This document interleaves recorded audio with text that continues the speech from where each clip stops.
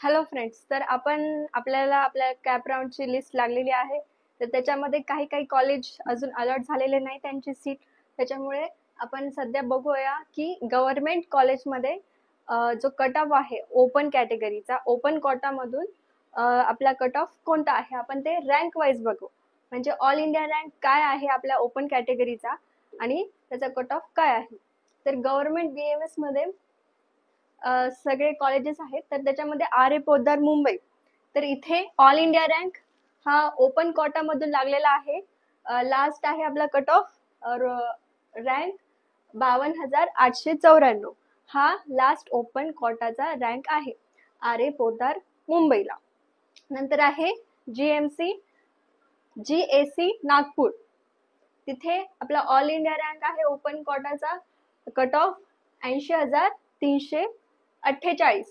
नंतर government college जळगावचं, तिथे all India rank आपला लास्टचा कट ऑफ आहे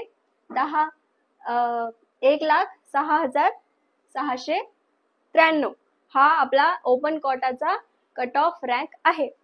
नंतर आहे SM नागपूर, याच्यामध्ये 99,716 हा ऑल इंडिया रँक चा कट ऑफ.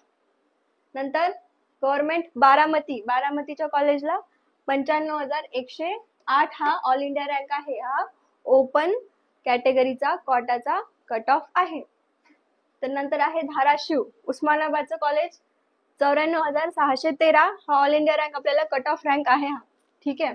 नंतर आहे गव्हर्नमेंट कॉलेज नांदेडचं, तिथे 84,656 हा कट ऑफ रँक आहे ऑल इंडिया.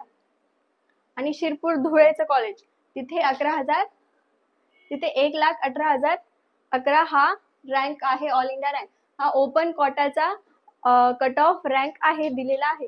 ही कॅप राऊंड 1 ची लिस्ट मधून आपल्याला घेतलेला डाटा आहे. तर हे तुम्ही बघू शकता आणि अजून कॉलेज अलॉट पुढे होणार आहेत. ठीक आहे. तर थँक्यू.